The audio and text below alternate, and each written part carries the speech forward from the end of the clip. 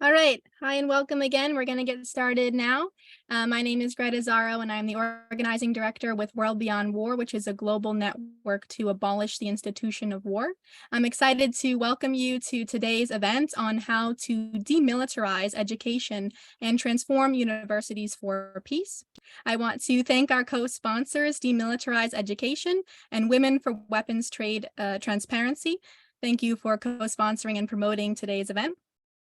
Today, we will hear from three inspiring activists who will share examples of how student-led campaigns can help divest and demilitarize universities and pave the way for an education system that supports a sustainable and local peace economy.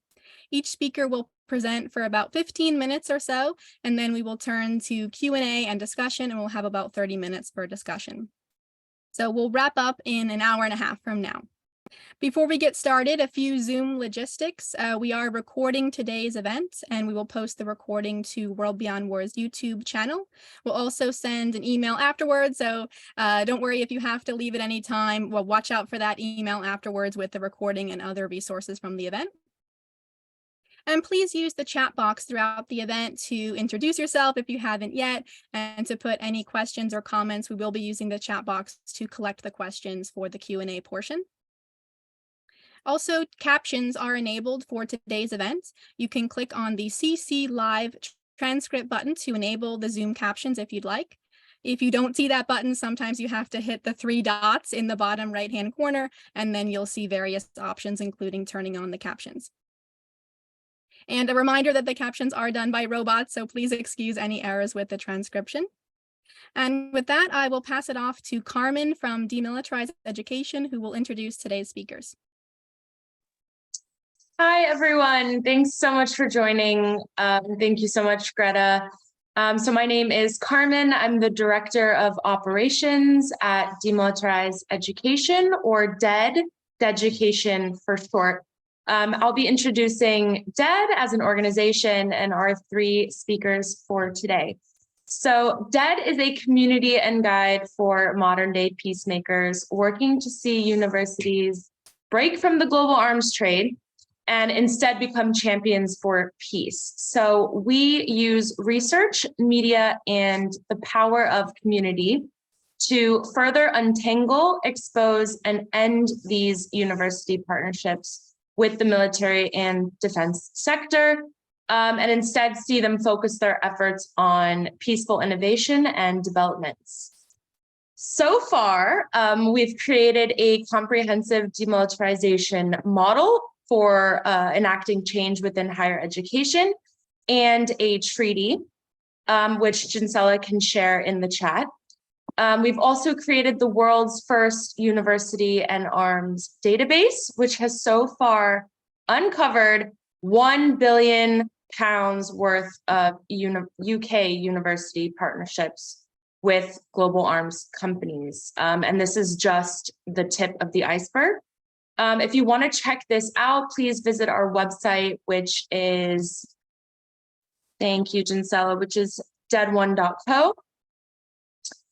And if you would like to join our community and contribute to building this evidence, then you can head to the website and also register for an account for our Peacemaker space.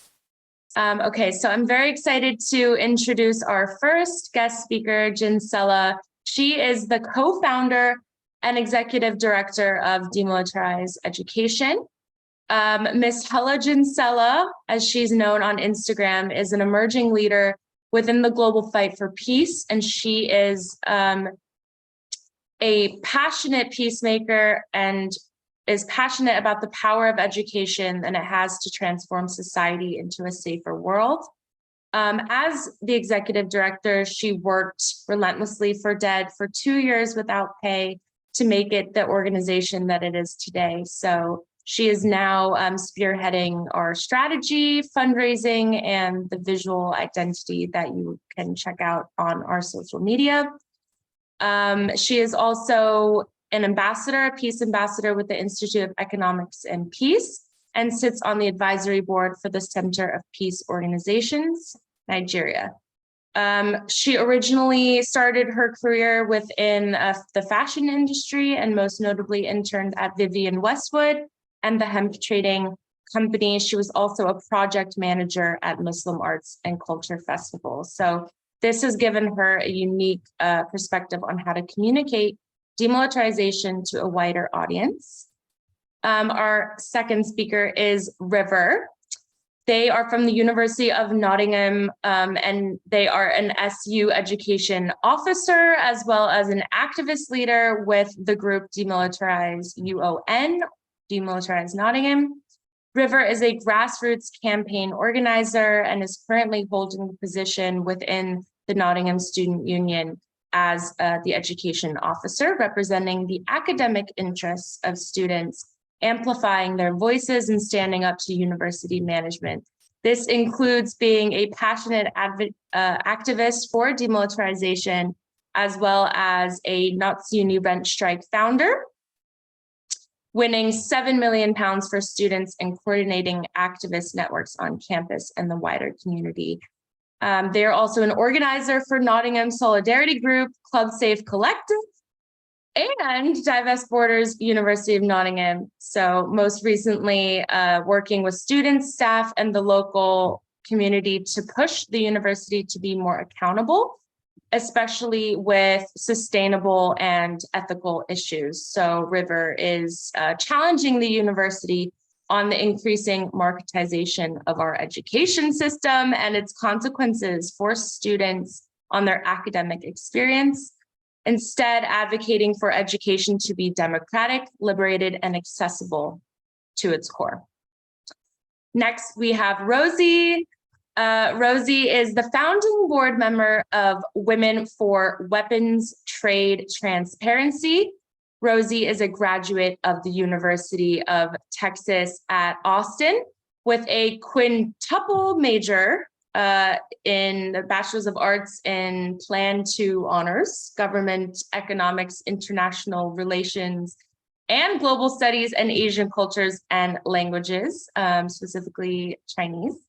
They are a founding board member of Women for Weapons Trade Transparency, with their first project being the UTIMCO Divest campaign, which specifically seeks to divest the University of Texas and the entire Texas A&M system investment management company, the largest endowment in the US. So to divest from all the holdings in weapon manufacturing companies. Rosie also serves with Rainforest Partnership as the leader of the youth branch, Gen Z for the Trees, and was a US critical language scholar in 2020, interning with the Government Accountability Office in 2021. She enjoys traveling and practicing wushu and strives to eventually be a novelist and turn her solar punk vision of the world into reality. So we have three incredible speakers, and I will now pass this on to Ms. Hella Jinsella. Hi, thank you so much, Carmen, for that introduction, and yeah, World Beyond War for hosting us in on this incredible platform that you guys have built.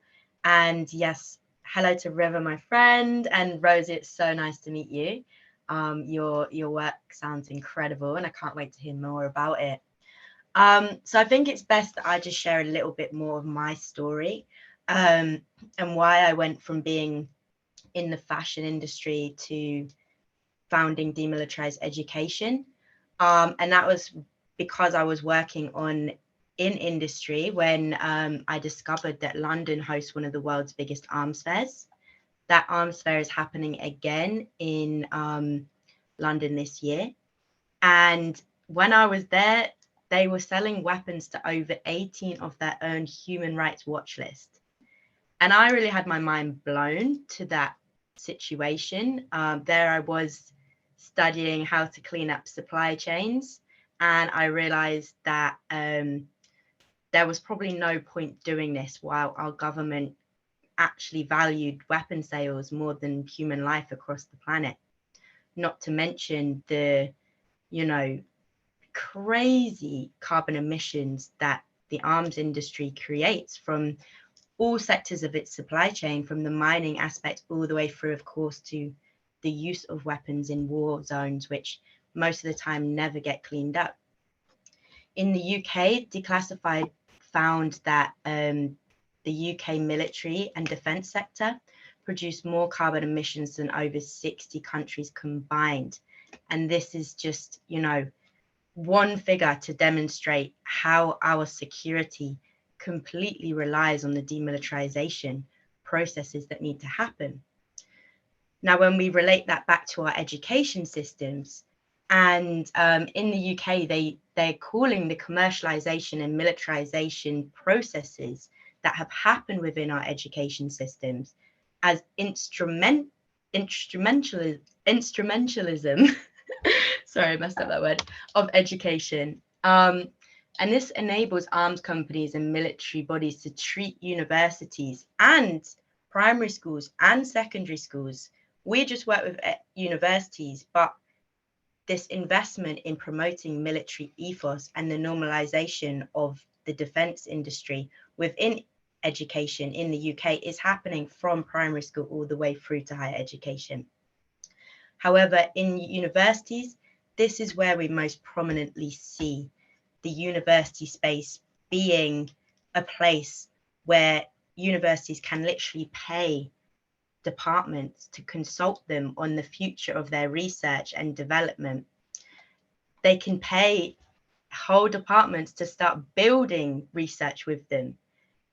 They are also then investing student fees into shares in arms companies, which then means the university and those students' fees, which students have unknowingly contributed, are helping the global arms industry to advance and profit more from wars across the world. Now, the cost of living crisis, along with the devaluation of public sector's workers, which is happening here in the UK right now, there's strikes happening all across the country, is just one example of why we urgently need to demilitarize education. I spoke on behalf of Demilitarise Education at the Stop the War Trade Union conference recently, and someone representing NHS staff said that they were asking our government to give NHS workers a relative pay rise to the cost of living, which would cost them 1.6 billion annually. Our government can't afford it. They can, however, afford to increase our defence budget during these difficult times by over 16 billion pounds. Not only is this just like completely disgusting, and again, going back to that idea of this valuation of human life on our planet, but also it's completely inefficient. The arms industry produces less jobs than most other sectors in the economy, which means divesting from the arms trade within our university spaces could not only, and reinvesting that money into sustainable sectors, could not only help us to create further job prospects for potential graduates, but also focus our education systems on actually making the world a safer place, rather than helping the war machine to become more deadly and more profitable. We cannot fight climate change with fighter jets, and we cannot solve health crises with combat drones, and the innovation coming out of higher education needs to represent this. So what we're doing at Demilitarise Education, and I'm going to share my screen, is we have created a demilitarization model, and I'm going to talk you guys through that.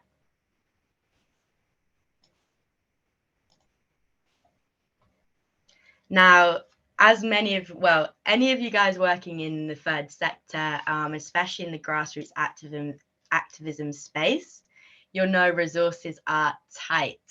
So bear with us with the nooks and, you know, slowness of our website. We're working with a designer right now to improve it, and all this, everything you're about to see, has been developed by a volunteer. So we're really, really proud of it, and what it's uncovered so far. Now, our demilitarization model is based on three sectors of a process. And those sectors are first engagement. By engagement, we mean engaging every university in the UK with the opportunity of signing the Demilitarised Education Treaty, which I have put in the chat, and for anyone looking on our website, you can find here. Signing this treaty means committing to planning to completely divest from the arms trade and defence sector, to plan and change policies so to prevent any further investment in the defence sector, and also reinvest and focus on peaceful development. Now, how do we hope to actually engage universities with this treaty?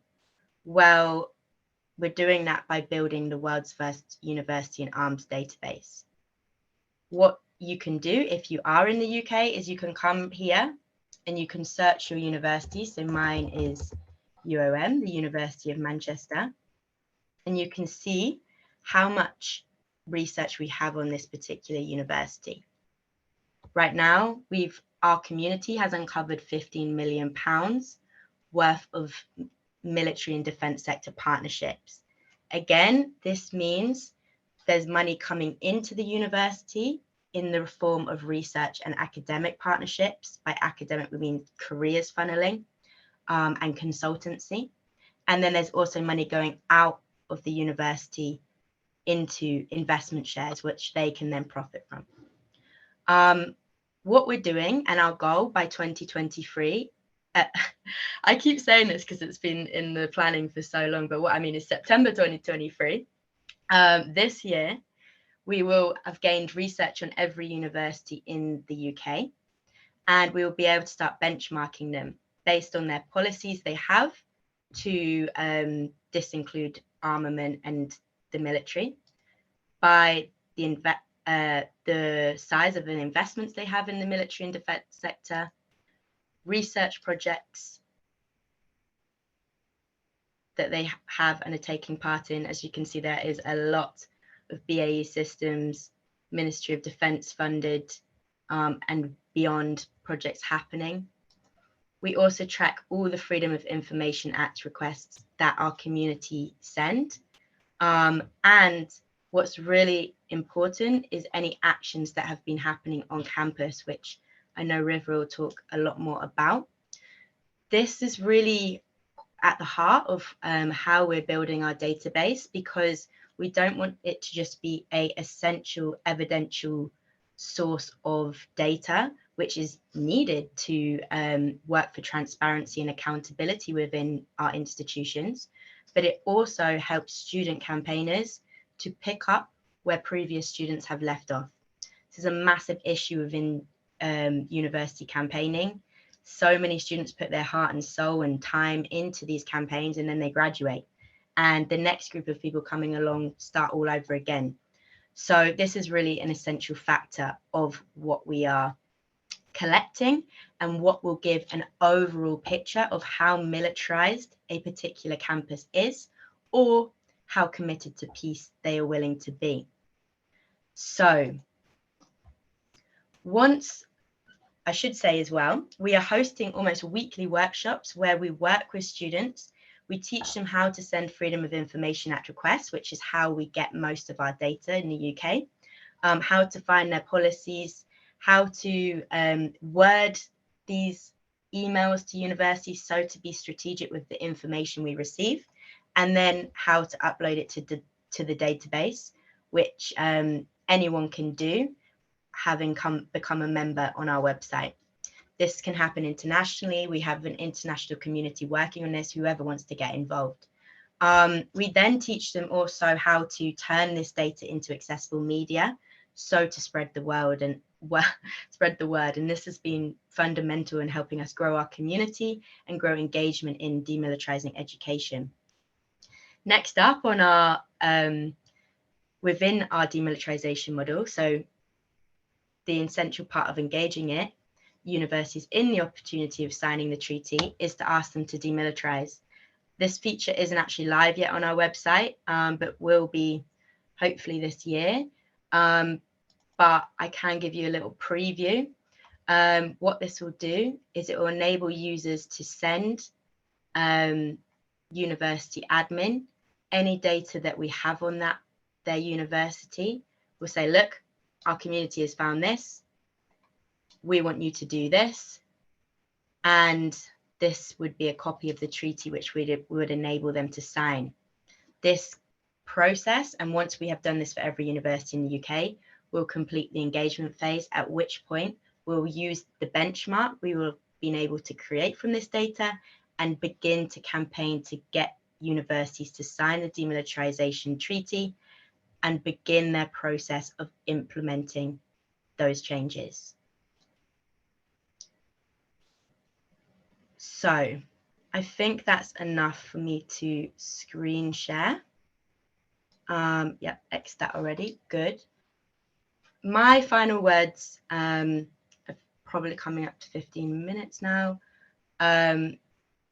would just be on, you know, having entered this space, I'm more and more inspired about how much work is happening within the global fight for peace.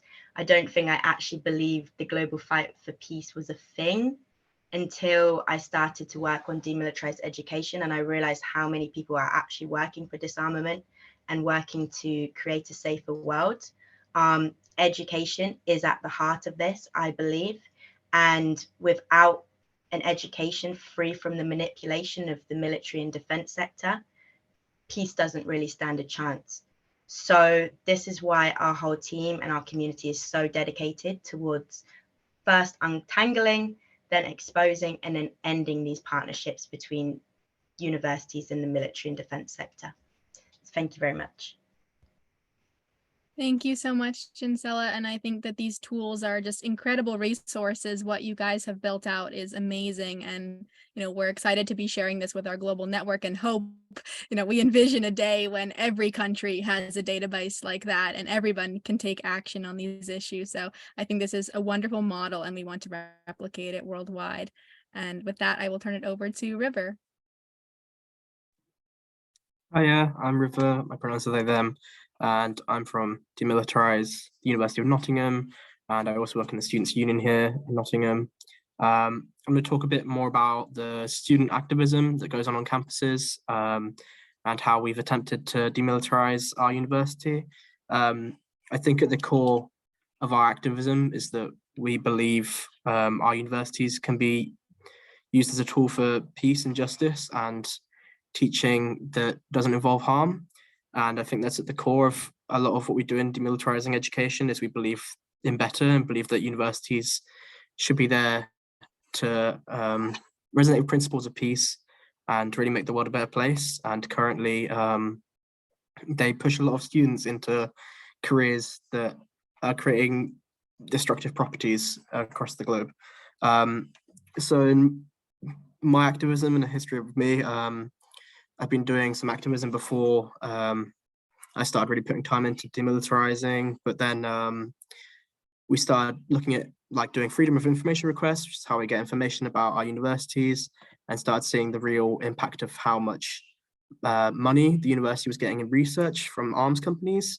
And our university also had created a strategic partnership with an arms company, BAE Systems, who is the biggest arms manufacturer in Europe. So looking at this, we realized we had to do something to try and stop this and try and create pressure on the university to, you know, divest from these companies that are having such an awful effect on the world. And there had been like movements like this before in Nottingham and across the country, but like, as Jinsella was saying, they kind of like rise and then fall and then rise again. And I think that's why education has been really useful and important, because it's kind of centered us around something and had a database that we can use, and kind of keeps the knowledge and the skills that we need to train up new activists and to pass that knowledge on. So in the UK, a bit of context, there's about 10 to 12 active groups trying to currently demilitarize.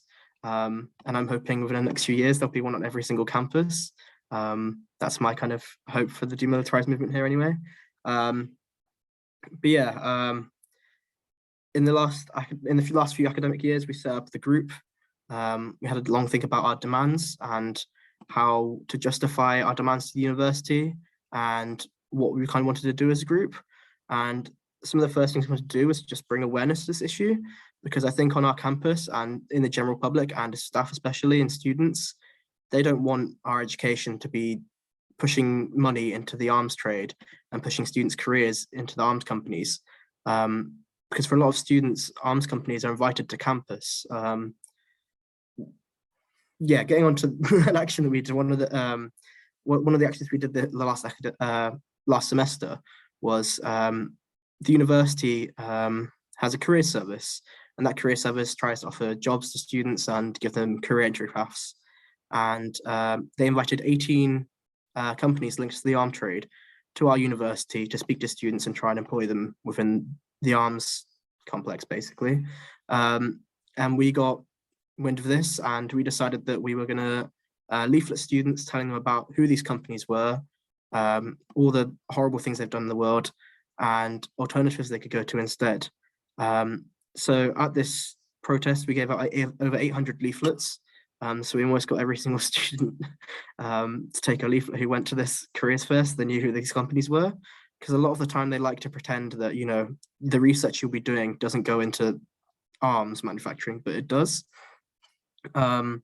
So we basically went to this arms fair and gave out leaflets, and then we did a die-in as well. And this was basically used as a kind of like PR stunt to basically raise awareness and to raise, you know, the realities of what these companies are actually doing. And we had a megaphone, and we basically told students on a megaphone what was happening, and basically just talked to students and stood next to the careers fair tables where these companies were. And the university really didn't like this. The university knows that being involved in the arms trade is not a popular thing and not a favorable thing to be involved with. So they had already discussed with BAE Systems to remove their stall from the fair, because they know that the PR is so bad and the advertisement of the university is so bad with them seem to be involved with Europe's biggest arms manufacturer. They asked them not to come. And that's kind of at the root of what we're trying to do. We're trying to make it so the university has people have such a bad opinion of the university because it's linked to the arms trade, that they stop collaborating with these companies, basically, because ultimately the university is taking part in a trade which is killing so many people for very little profit. And you know, the case for changing that is a very strong one, and the university knows that they shouldn't be doing this. So I'll talk a little bit about why the university is involved in this. The university, our university anyway, gets a lot of money. Well, okay, wider context. The universities in the UK have been marketized to an extent where they need extra funding because the government does not give them enough funding anymore. This has been really detrimental to how universities run, but now they run for a for-profit system. And to get research money to give students master's degrees, and also to get funding to invest in stuff like buildings to get new students, they take on research partnerships with companies that are interested in using the brightest and the most talented students to develop arms, basically. On our campus, they say that, you know, just because it's being developed by like BAE Systems or Rolls-Royce doesn't necessarily mean that this research is going into arms companies. However, a lot of these research that's going on is to do with engines and stuff like that, and a lot of master's students don't really control what research they do. So the research they do is dictated to them by the people investing in them, which are these arms companies. So we're trying to get the university to stop taking money from these arms companies and instead try and work with sustainable companies instead, who aren't destroying the planet. In terms of other like activism that we've done, we have gone to events where the Royal Air Force is trying to recruit students, and we've occupied the room and not let the event happen, because we think like the arms company, like even the Royal Air Force coming onto our campus, it sets up this form of like normalization that the military is an acceptable vehicle on our campus. Like it's an acceptable means of where students should go with their careers, and an acceptable place. And we think that education should be used for learning and bettering the world, and not for perpetuating the same crimes and imperialism that has been taking place, especially in Britain over the past. So we've done that as well. And in terms of other actions being taken place in the UK by other activist groups, there's been occupations of engineering fairs, other disruptions to career fairs, occupations of buildings that were funded by arms companies, lots of stuff like that. So I think it's a really important place where the movement is right now, because people are taking the time to grow these groups and think about what our strategies are, and kind of seeing where we want to go in the future. And I think there's been a really growing movement, especially with the help of education as well, to give students the knowledge to act. And yeah, it's looking good. And I think of like, I don't think it's too far away either, because even with fossil fuels, that took about 10 years. And I think at the moment, there's been a lot of active campaigners who are all really inspired by the change that's happening and really think that we can change the world. And I think there's a lot of public support as well, from the public and staff, especially when we speak to staff on campus. Even though those in the deciding decisions, they know it's wrong. A lot of high up staff know it's wrong, but they say they have to, because of the financial gain that they are rewarded with. So currently in our group, we're trying to work out how not to just make the media around it, but how to make a further case for divestment. This is proving to be harder with the university because they're very stuck in there. They've made agreements now and they've kind of set up their strategy with these investments. But we're trying to make a case and trying to look into the financial research that they get, to understand how these dynamics work and how to ultimately make the universities not be reliant on these companies as well, especially when you look at what these companies are investing in terms of engineering departments. A lot of the skills that students are being taught isn't going into a very economically sustainable market for jobs. And even on the economics terms, universities, they're being assessed on how many students get postgraduate jobs and things like that. And one of the most fastest growing industries right now is the green energy and sustainable energy, and basically green jobs in the UK. And giving students these skills in foresight of what's going to happen over the near future, where this is a massive growing industry, we're trying to make the case to engineering departments that, it would be more beneficial for students to learn these skills rather than being taught how to research stuff for like fighter planes. And a lot of staff in the engineering department agree with us as well. And they're trying to push the university towards this. So I think a large part of it has been speaking to staff on campus as well and raising this awareness for students, because students won't choose to do masters here if it's funded by an arms company, because they are then complicit. And a lot of people, the worry is that if they, the university divests, they won't have a master's anymore. So it's about trying to bring awareness to students that we can change this. And the university is doing this on a political choice. They don't have to be taking this route down, being complicit in the arms trade. They're doing it as a choice. So yeah. But yeah, ultimately, like, there's so much more that we can go into about the arms trade. But I really think it's important to ramp up the pressure on universities to make the ethical case of what they're doing and raise this to the public and raise as much awareness about this as possible, because I think the biggest problem on campus for students is that they just don't know. And 10 years ago, there was quite a big movement happening on campuses, but as students kind of fall off, and they graduate, it's easy for the university to get away with making these agreements. And I think the continuation of student activists raising this awareness on campus means that they can't continuously get away with making these agreements. But yeah, that's how the scene is in the UK here. And I think there's a lot of work going on in the background to basically coordinate the different groups around the UK and get other campaigners involved with it. Because it's really rewarding, when like one of Europe's biggest arms manufacturers is being uninvited to campus because they're afraid of like 20 students doing a protest. It's a really good feeling to feel like you've just got this arms company off campus, just by being annoying and just telling the university they're wrong. But I think, yeah, the university is very aware that they're doing something wrong. And I think that's the best thing we can do is reiterate this message and reiterate that they're doing something that's really, really wrong and not in line with what education should be. Education should be to liberate people and to teach people about, situate them within the world and what they can do to change the world.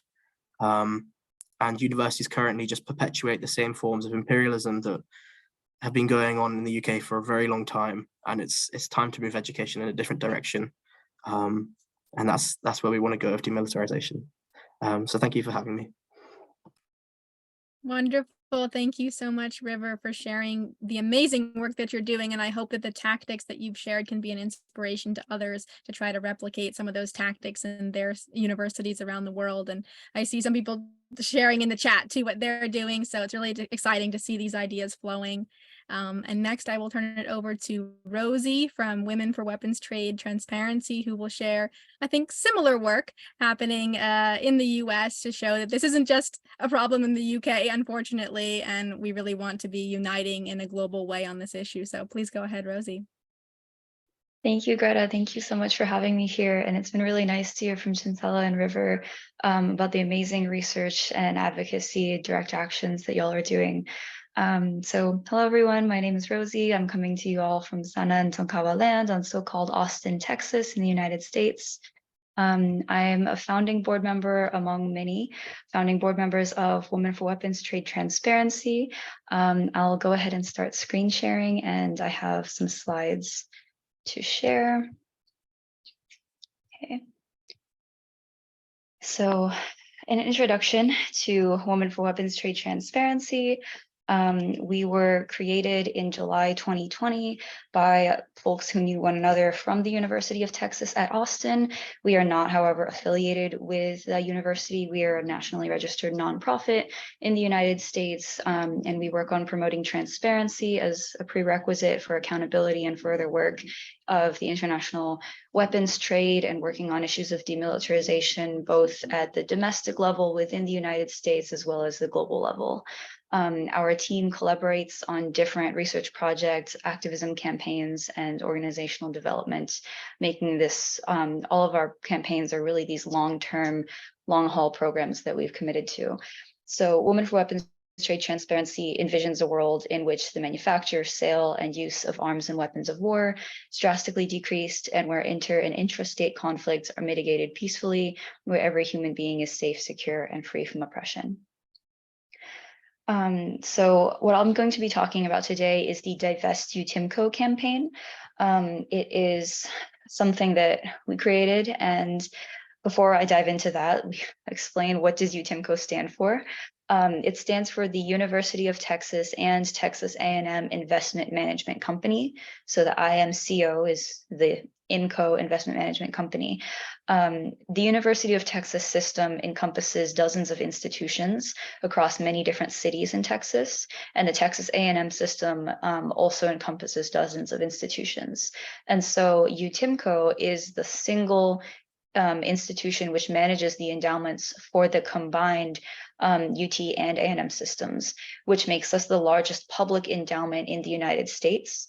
I believe there are a few, maybe one, maybe a couple private endowments, including Harvard, which have a larger amount of dollars under their purview, but UTIMCO is, to our knowledge, the largest public endowment in the country.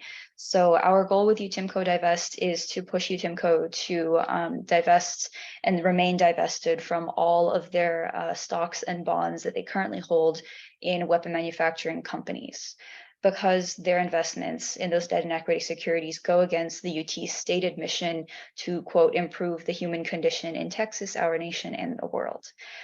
Furthermore, these go against UTIMCO's stated commitment from one of their meetings that they put in writing to eradicate poverty and advance society. So the issue, which I don't think I have anything to convince those who are currently watching this, is that the United States government and American weapons contractors and global companies also sell weapons systems to international customers, and many of those recipients are complicit in contributing to warmongering, loss of human life, and humanitarian crises. So as of 2020, UTIMCO invested in 16 different weapon manufacturers. In 2021, the number is slightly different, and the overall dollar value had also actually increased. We'll get to the data later on, but many of these companies that we researched and recognized by name, they manufacture controversial weapons that include cluster munitions, landmines, white phosphorus, and nuclear weapons, all of which have treaties or conventions in place to restrict or prohibit their use or production. UTIMCO also invests in companies that are creating autonomous weapons, which have received a lot of condemnation for their inaccuracy and the threat to human life that they pose, basically by putting control into robots to move out in the field. So a bit about our campaign strategy and timeline. Starting in 2020, we spent a long time developing our research into UTIMCO's investments and preparing for that public campaign launch, essentially by starting researching the different policies that existed surrounding sustainability pledges or lack thereof. In a moment, I'll drop in the chat. One of the systems we used is the STARS ranking, and we looked at all of the different UT colleges or universities in different cities, and we would find different actions they were taking towards sustainability, but every single one of them was marked as not pursuing financial or investing sustainability, and that's because they are all managed in terms of their investing by UTIMCO. And UTIMCO does not have any sort of active sustainability that they're pursuing or much ESG that they're very putting at the forefront, because this is Texas, and the UTIMCO Board of Directors and the UT System Board of Regents is sort of appointed in a top-down manner by the governor of the state of Texas. So there's absolutely this political choice that is being made that informs the choices that UTIMCO then does with the endowment.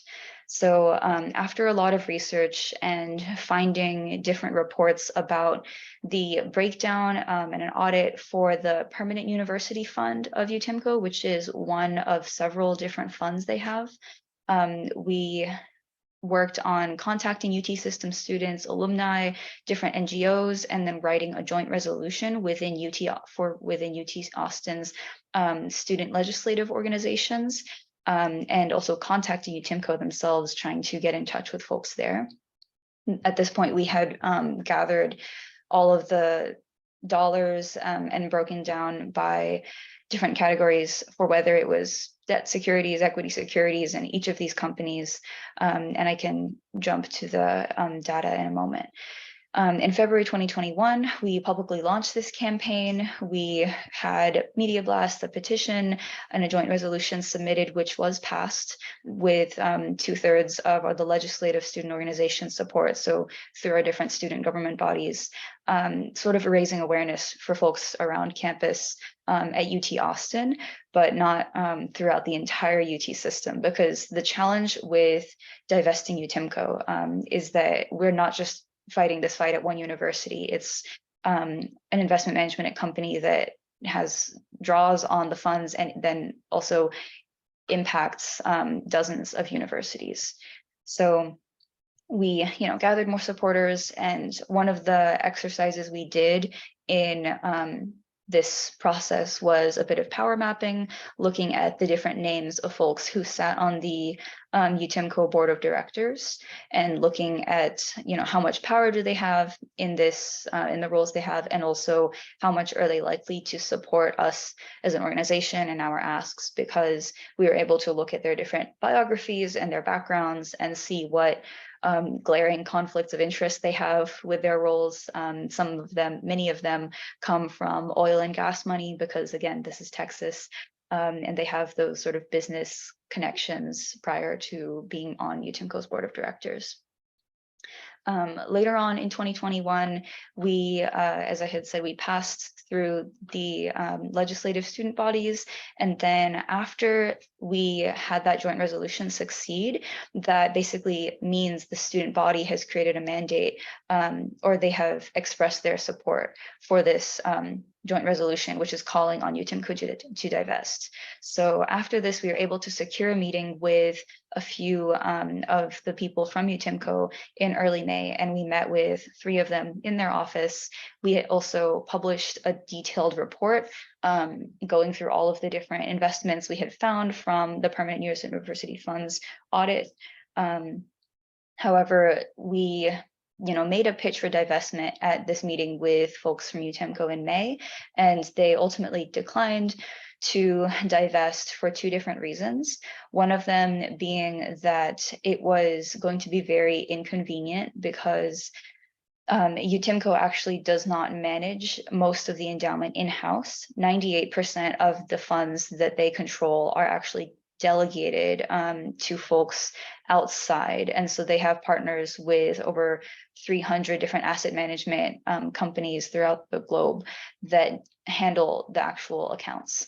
And so UTIMCO told us that it would be really just inconvenient and very difficult, near impossible to show up to those 300 different asset managers with a list of companies that they had to exclude. That said, it's not really impossible. It was sort of just an excuse because we had come to them with a lot of convincing evidence for these are the companies that you should strive to screen out, because implementing screens is something that they have done in the past. And yes, it is difficult, but it's absolutely doable.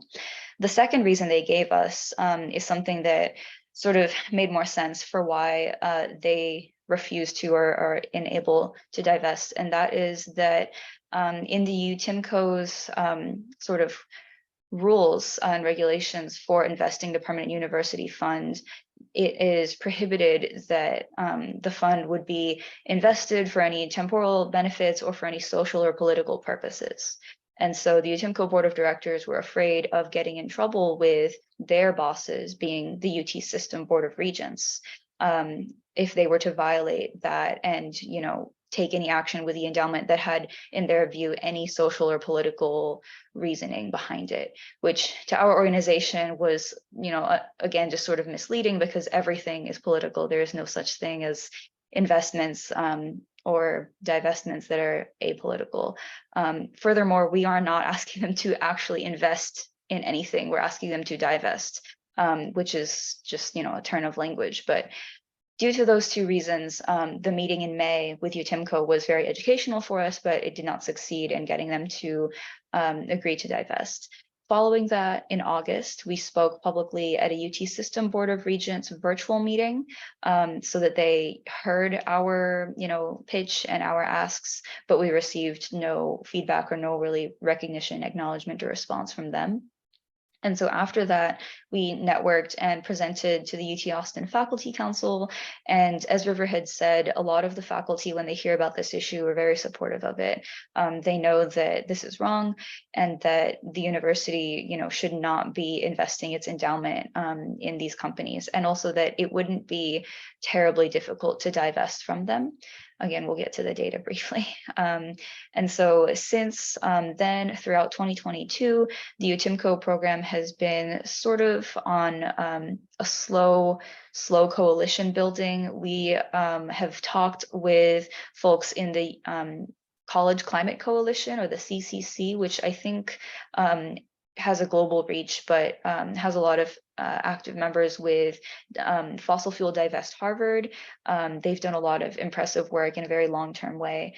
There's a lot of other universities throughout the country that have been pushing divestment campaigns, whether for fossil fuels or for issues of weapon manufacturing.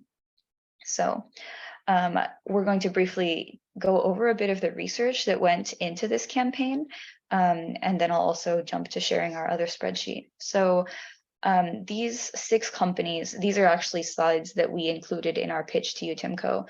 These 6 companies are the ones that we asked that they prioritize screening out, because they each get over 60% of their revenue as a company from arms sales. And that's based off the Stockholm International Peace Research Institute's reports.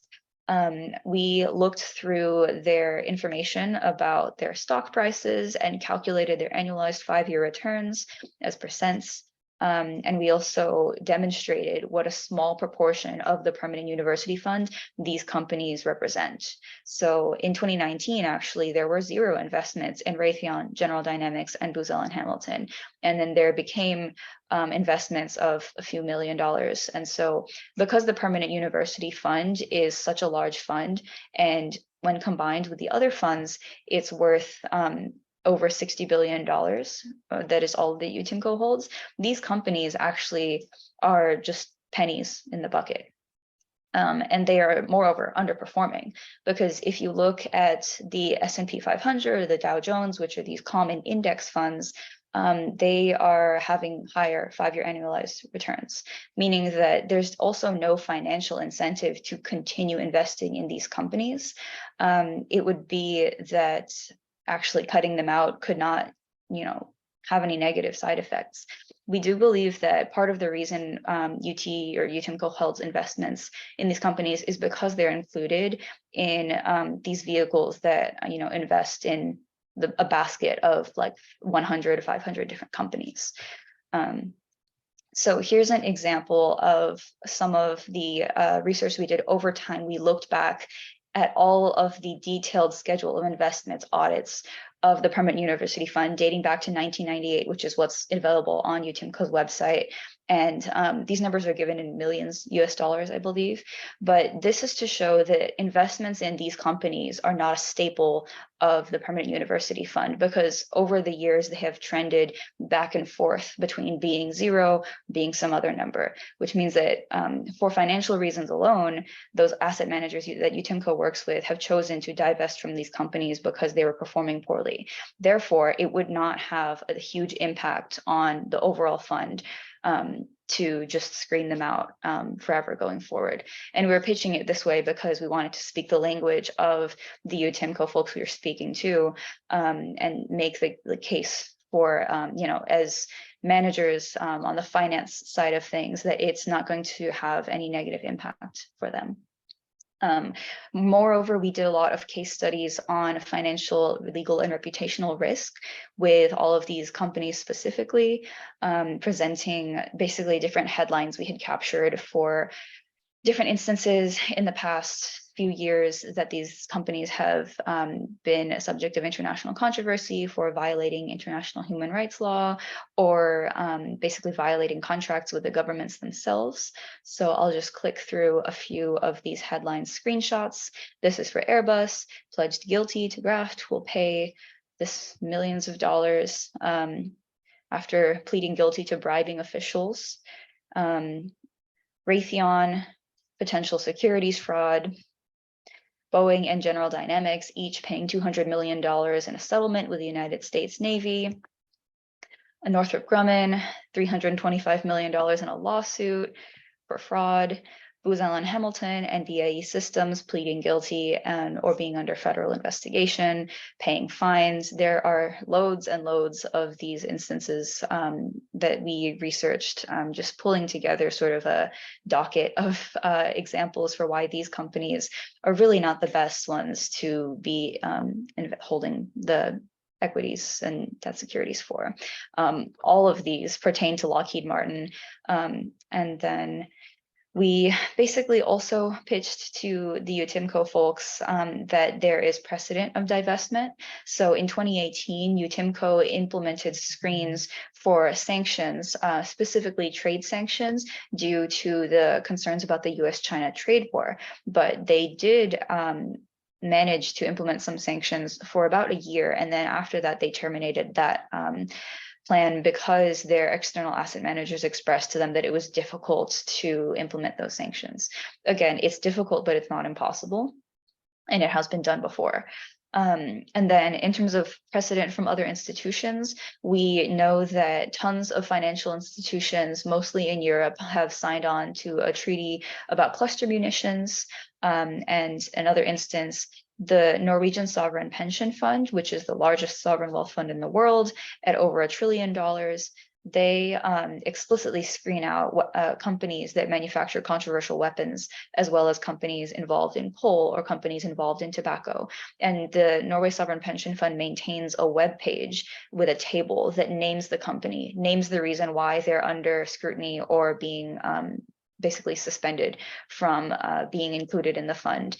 And we drew a lot of similarities between Norway Sovereign Pension Fund and UTIMCO's funds in that both of have their seed money coming from oil and gas fields on the lands that they own, and that both of them have a sort of responsibility for long-term stability in the fact that they're either an educational endowment or a pension fund. And that there is truly nothing other than politics and an unwillingness that's stopping UTIMCO from screening out controversial weapon manufacturers. So our asks to UTIMCO were to adopt these recommended screens, exclude all companies which manufacture these controversial weapons, implement it by a given date, and then make a reasonable effort to reallocate those funds. And our other work for Women for Weapons Trade Transparency has to do with domestic police militarization, as well as the foreign military sales in the United States. But let me also show you all, this is the analysis spreadsheet that we did the numbers in for the dollar amounts of the investments in these different companies. So we highlighted, the ones that we featured in the report, but we included a lot of other ones here. We included the fair value of the dollar invested in 2019, 2020, and 2021, describing if it's stocks or bonds, listing the page number where it can be found, so basically citing where we got that number from, and then putting a total here. So in 2019, it was at 37 million. In 2020, it was at 52.5 million. And in 2021, the number was about 63 million. So over the past couple of years, these values have been trending upwards, which is obviously not the pattern that we want to see. But just to reiterate that, these dollar values relative to the $60 billion which UTIMCO manages is not a lot, and it would not be difficult if they had the willingness to pursue this. So I will go ahead and stop screen sharing and add a couple links into the chat here. But basically, one of the catching up on the chat. One of the main efforts which Women for Weapons Trade Transparency continues to work on is the UTIMCO Divest project. We knew that it was going to be a long haul commitment, and we are currently seeking to find an on-campus organizer, given that our members that were originally at UT have since graduated. As River mentioned, a lot of college administrations are when they are unwilling to deal with student activists, they will try to find a way to stall and wait for those 4 years to pass and just wait for us to age out of the system, and then welcome in a batch of freshmen and first years who don't know anything about this. So our plan is basically maintaining a lot of education around this, a lot of awareness. We've published many sort of op-eds and been interviewed in our student newspaper, just keeping this something that's salient within the student body, and ultimately finding different creative ways and learning from folks like Fossil Fuel Divest Harvard and taking on different tactics.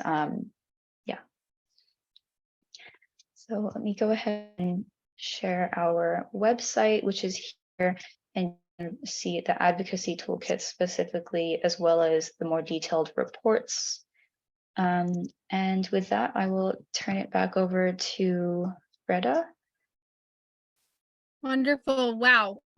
Thank you so much, Rosie. That was incredibly detailed. And I hope, again, that for those listening and to those who tune into the recording, that this can be a model really with both of your organizations, Demilitarise Education and Women for Weapons Trade Transparency.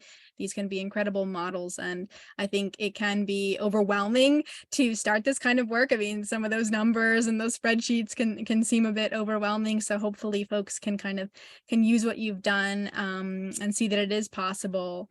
Yeah, and with that, I want to turn it over to my colleague Maya, who is World Beyond War's Canada organizer, who will be facilitating the Q&A portion. We do have some questions that have come in from the chat. Please continue to put more questions there in the chat. We'll try to get to as many as we can. And Maya is not only World Beyond War's Canada organizer, but also has a history of campus organizing as well. So Maya, feel free to chime in with any of your own experience that might be relevant to this conversation. Thank you so much, Greta. And I'd like to echo Greta's sentiments of, just being so impressed and inspired by all of your work.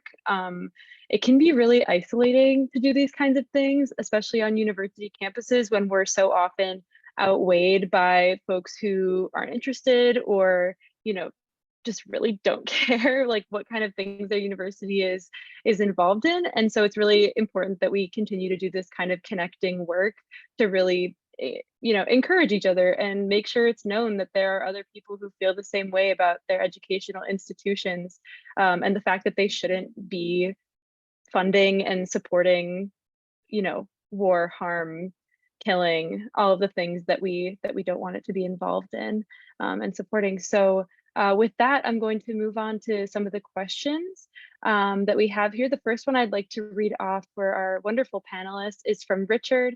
Richard says, on a weapons industry resistors network call, one of the speakers bemoaned the degree to which arms manufacturers infiltrate universities by sponsoring teams competing in scientific or engineering related competitions, and how some anti-military groups have fought back against this by doing some of their own sponsoring, provided that the students they are sponsoring agree to never go work at the arms industry. Do the speakers think this is worthwhile, and how widespread is this tactic? Please feel free to raise your hand or unmute, whatever works for you.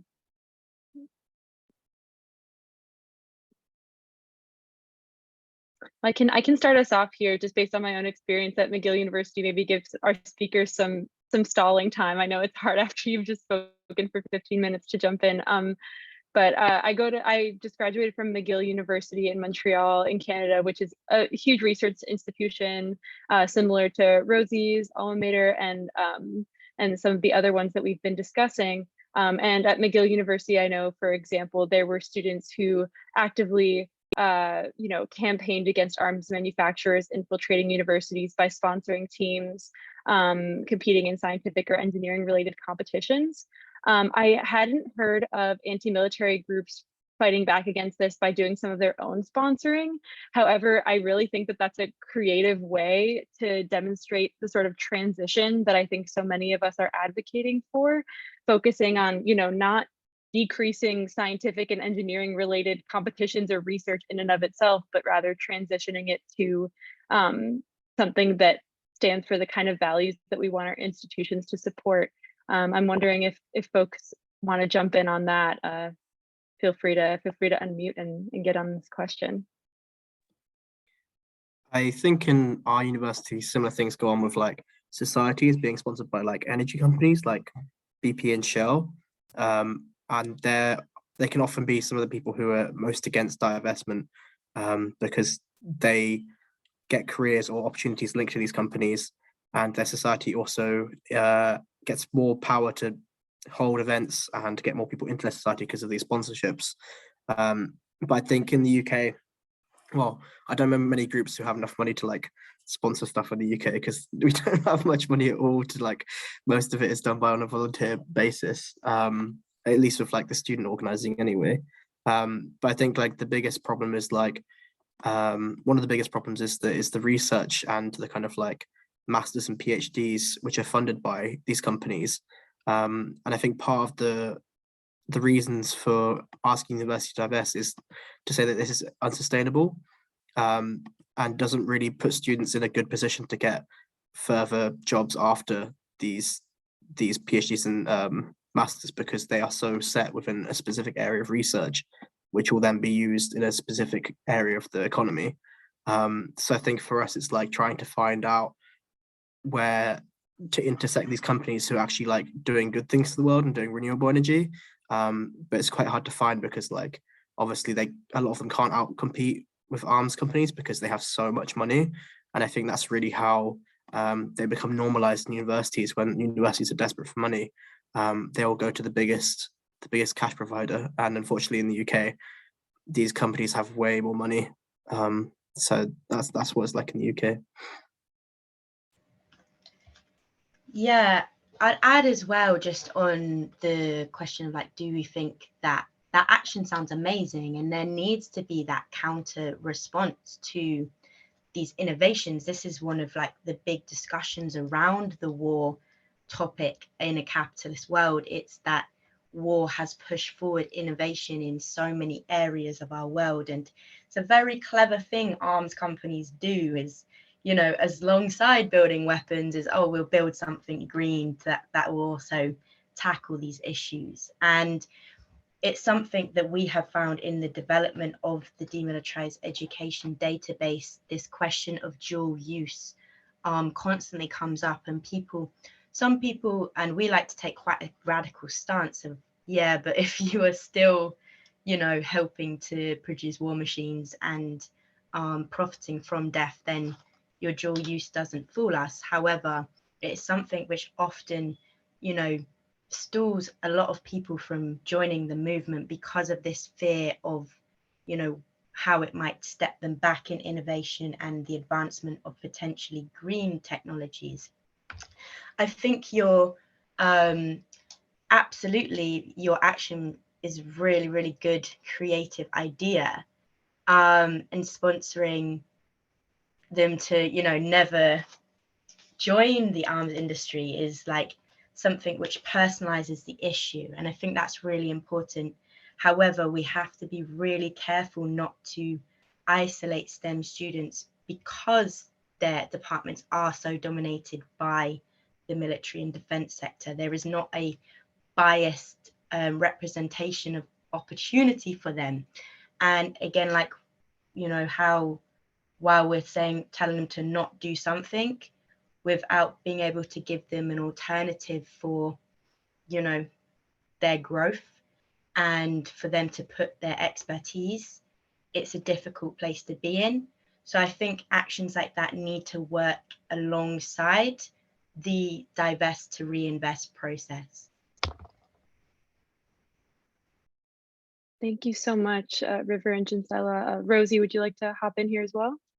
Sure, yeah, I think it's a really good question. And to my experience, I think that a lot of the sort of anti-war and demilitarization and divestment organizers in the United States are just student groups, meaning that we're not coming into this fight with the sort of like financial monetary backing that those companies have. So we don't have the ability to like sponsor.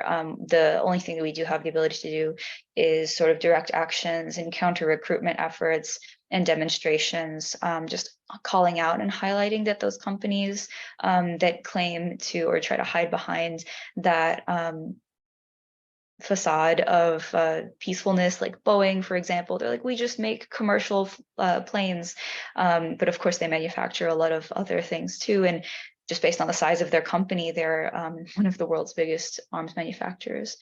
But it's definitely something which I hope does grow as an idea going forward. The more that sustainability as a sector of the economy grows, that the more companies that sort of gain money and power, but are committed to their values and committed to pursuing peace can start to sponsor science and research activities that are trying to drive or draw away students from going down the path of working for these very companies that we've been discussing.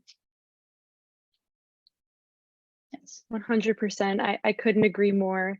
I also wanted to add that sort of how this has come to fruition in my experience is not necessarily with the sponsoring, because as all of our speakers mentioned, that the money in the peace movement, let alone the peace student movement, is not really existent most of the time to do that kind of thing. But I know folks who have, you know, disrupted career fairs and actually ended up getting the Canadian military out of a career fair after several disruptions, which is like an amazing win for the movement. I think, like, you know, taking that option out of there. And I think this is a really amazing opportunity for, you know, student groups interested in this kind of work to work with, you know, fossil fuel divestment folks who are also combating this idea that, you know, the fossil fuel industry is necessary because it provides jobs and that sort of thing. It's all linked within that just transition. So I love that our panelists are continuing to kind of touch back on that point.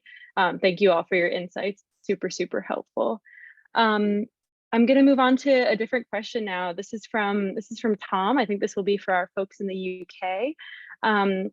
Tom is asking, in the UK, are universities able to disclose their defense sector work, or are they prohibited from doing so in their government contracts?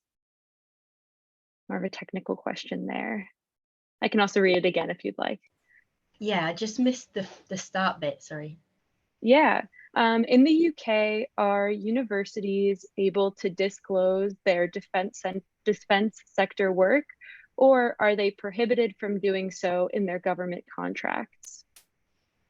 So what I think, like the US, we have the power of the Freedom of Information Act request, which means that we are entitled to any public body information.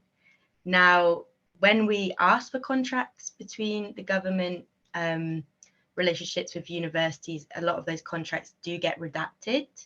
And the parts which are mostly redacted are the parts which could disrupt their commercial interest, from our experience so far. Now, there's still parts that we can like disclose even from those redacted contracts, you know, like what departments they might be working in, or who's involved, and then we can track and see what's going on via that. One of our mentors, Andrew Feinstein, says that these redacted contracts are often just fig leaves in front of, you know, evidence of very destructive projects. So yes, we also, like, because of course, well, maybe not of course, but the revolving door between the arms companies and government, we know that the two are constantly working together. The arms industry is one of the most subsidized industries in the UK, and I think in the world as well. And there's a very close revolving door between people working in government and those government workers then getting jobs in arms companies.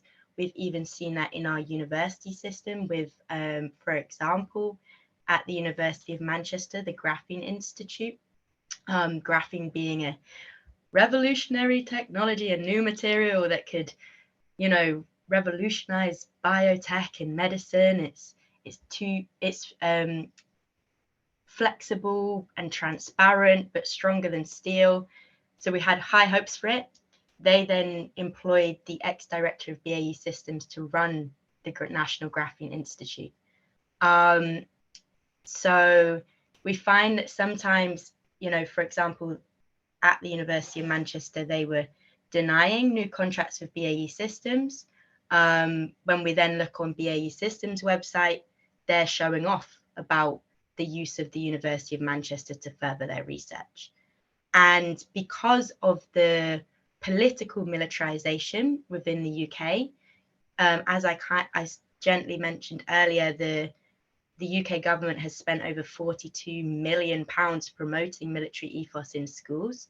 And there is a great report by a Quaker organization which really well details the policy they have put in place to encourage the militarization of higher education spaces, and that our universities should help to institutionalize the research happening, make it really marketable. And because the government sees the arms industry so marketable, they're constantly supporting that. So behind these redacted contracts and the fig leaves they use to hide these relationships, we can still tell a lot. Fantastic. Thank you so much for those insights. Rosie or River, any chance you want to hop in here on that one as well? No worries. Okay, go ahead, Rosie. Yeah, so this is actually a question that is different for different universities across the United States. Fortunately for UTIMCO, because it's connected to a state institution, the University of Texas system, they are required to, be subject to open records requests, and they have done a partway job on transparency. I think I put the link in chat to the webpage where they have their reports. And it's obviously still work added that we researched through all of those numbers and just found all of the pages and all of the numbers where those companies could be named.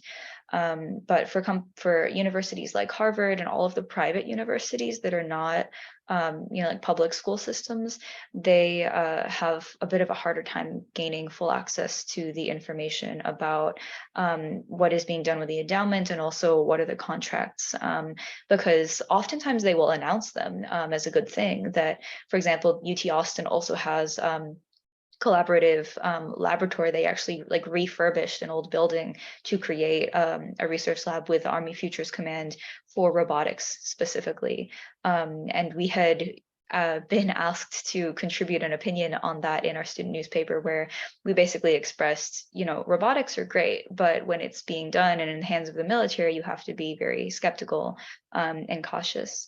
So it really depends on what the institution is, whether it's public or private, and just not being, I guess, willing to give up and demanding transparency to begin with. Thank you so much. That is super, super helpful, I think, for those, especially those trying to get into this work. I think that's really helpful. Actually, with that being said, I'd like to move on to our final question here, unfortunately. I'd love to hear from you all what advice you might have for those starting to look into their university's military ties, starting to get into this type of organizing work. I know this could be a never-ending question there, but if you could just in a few sentences, let folks know what they should know getting into this based on your experience. And maybe let's go to River first. We can just go through that rotation that we had. Yeah, I think the first thing that's really valuable is finding out the links between your university and the arms trade, and doing the research to find out what that looks like. Because I think the demands that you can make as a campaign group will change based upon what kind of investment they have. So our university is mainly research and careers based. So they get research investment to research for arms companies, and they also provide careers for students. But our investment into arms companies isn't as much. So we mainly focus in different areas compared to other universities where they have a lot more of investments, for example. But I think, yeah, one of the first things to do is find out those links so you can set up a group like specifically tackling those issues. And I think once you have that research as well, you can then make the case and make other people aware of the links that are there. Because I think there's like an ethical case that is hugely important to make. But I think at the same time, making the case that it is a political choice and an economic choice to do it is very important as well, because especially with like university management, or our university anyway, they want to see like figures and information and research and how to not do it. They're basically putting the work on students to find out how they wouldn't invest in the arms trade. Ultimately, we think that should be their job, because we don't have access to the full information and the investments that the whole engineering department happens, for example. But I think once you have a basis of the research that is really valuable, that you can then begin to mobilize students and staff and the wider community around this issue, and have real figures about the impact that it's having. So yeah, I think the research is a really important thing. And then also looking at the historic work that's been done and seeing the tactics that other universities and other peacemakers have used, because a lot of it is bringing that awareness, and a lot of people have done it in really good, clever, creative ways. Thank you so much, River. Let's go to Jinsella. Yeah, so obviously my start point would be come talk to us at Demilitarise Education, because we're doing this and we're collecting lots of data on this. And most importantly, we've built a massive community. We've spoken to peacemakers all around the world that are working in different intersecting areas towards a safer world. So networking is key. Learning from your network, working in consistency with your network is just so important, and obviously shares the load. You know, there's no point duplicating, and there's no point trying to stand out from the crowd when we're all working towards the same thing. And secondly, I would advise everybody to stand strong in your beliefs, because as soon as you hold on to a very simple value set, that education should not be involved with the military and defense sector, and that is a manipulation of our spaces of free thought, and anything beyond that can like complicate people, lose people, create conflict. So be really sure about that and stand really strong in it. Because if you're not standing strong in it, people won't be able to attach themselves to it either. And as soon as you start to bring in, you know, that value, that education should advance peace, not war, stands the test of time. It stands beyond politics. It is a human value. And yeah, that can really save you from complicated discussions that surround our global politics and insecurity today. Super. Thank you so much for that. I completely agree. And finally, we'll move on to Rosie. Thank you so much, everyone. Rosie, go ahead. Yeah, I definitely agree with everything Jinsella said about the power and importance of networking. There are so many people and elders that have been in this movement since before the youth were in college. And they, even if they have, long since graduated and maybe their movement sort of came to a standstill, they know a lot more. And it's so important to learn from them and also to learn from our current peers. So with Women for Weapons Trade Transparency, being able to talk to folks who are working on climate-related divestment issues and just finding out from them how they went about doing their research and who they know within the faculty, within the sustainability department, within the other teachers within the government department that are actually more allied with our stance on, like Jinsella's words, that education should not be used for teaching people how to build things that destroy. A lot of the process of research is just digging deeper. Women for Weapons Trade Transparency has had a sort of strategy where the work that we choose to pursue and the projects that we create in our original research is established once we find a gap in knowledge. And so just always dig deeper. There are many sources of little announcements and news that you can research just using the internet. For example, the instance of UTIMCO actually implementing sanctions compliance screens back in 2018 was pulled from a UT system news archive. So they send out these little newsletters or updates in a blog format sort of thing. There are also updates from each department within a college, within a university, that might have to do with the engineering side of things, that might reveal that a small sort of partnership has been established with a military contractor, a weapons manufacturer. So digging deeper into that and researching, like, is there anyone speaking out about this? Is there any faculty that's tied to this and that would be vehemently opposed if students started organizing against it? And from there, once you've identified an issue, find your allies. If you feel like you're the only person at your university who's doing this work, that would be a terrible feeling, but it's also probably not true.